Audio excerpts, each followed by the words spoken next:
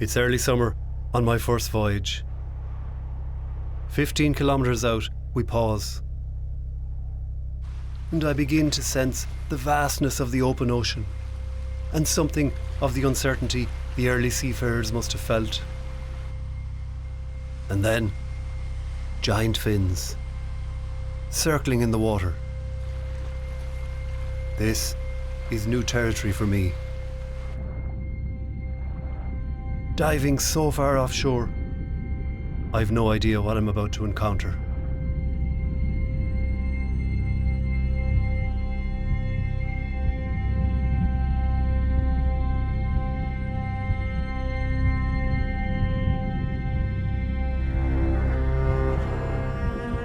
Sharks. Lots of them.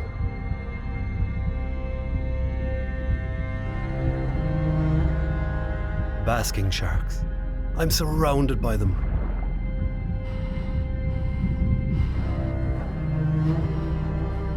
My heart leaps from my chest. There are layers of sharks here.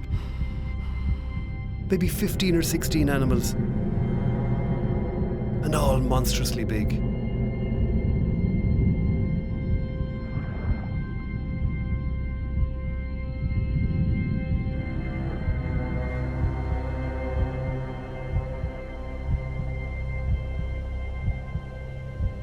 I know enough to just remain still in the water.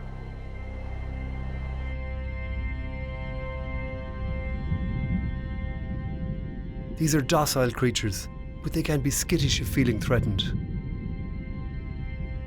But as they get used to me, I realise this is no ordinary gathering. I've never seen behaviour like this. Basking sharks come to these waters to feed. But though the water is rich with plankton, food's not on their minds. Something is very different here. All of the sharks have parasitic lamprey eels on their underside. Just behind the eels, the male's claspers, their reproductive organs, appear swollen.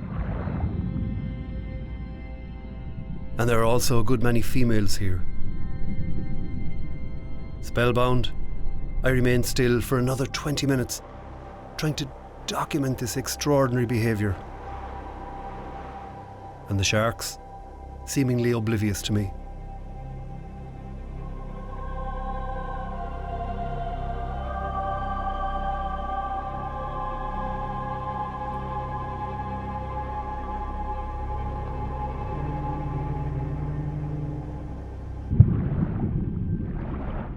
I make the long swim back to the rib, captivated by this amazing scene.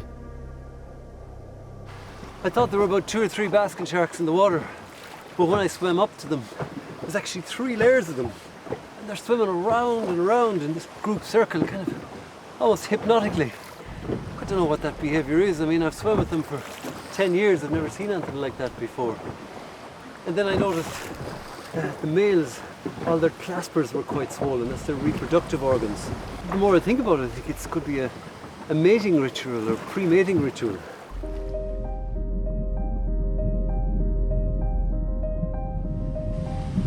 I'm elated and privileged to witness this behaviour for the first time, but you know, it's not about me having an incredible life experience. I guess what we're trying to do here is to document these animals and ultimately to help conserve them. One of the sharks I filmed had an orange number tag, which I discovered had been attached by a research scientist 4 months earlier in this same area. This is fascinating because scientists expected the sharks to have migrated north to Scotland by now, on their way to deeper Atlantic waters where they overwinter. But this shark chose to remain here. The mystery of the shark's behaviour is later solved by a world expert in basking sharks who confirms that this circling activity is a courtship ritual and actually the first time basking shark mating behaviour has clearly been documented anywhere in the world. On our first trip out, we only made it 15 kilometres offshore, but we're off to an unbelievable start. If things continue like this, we're in for a great summer.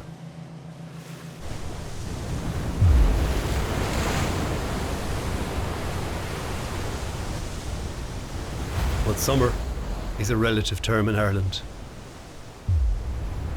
Seas can be just as wild as they are in winter. And for the next month, getting out in our rib is pretty much impossible.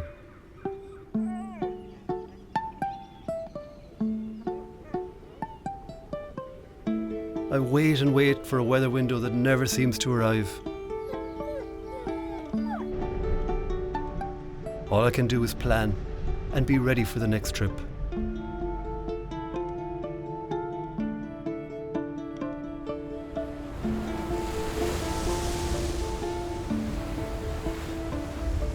The open ocean is so vast, and knowing where to go to find whales is so difficult. But not hopeless if you have the right equipment and some patience.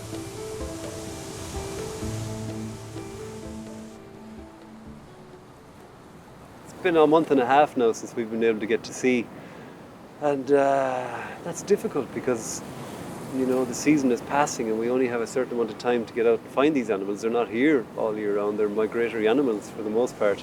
But when we have the seas like this, there's no point going out there, because to be able to film whales and dolphins, you need calm seas to be able to find them and then to document them properly.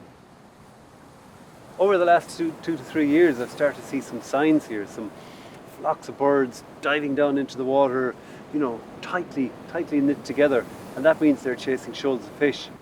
And if we see that, and it's the right time of year, there's a good chance there's going to be whales and dolphins in the area.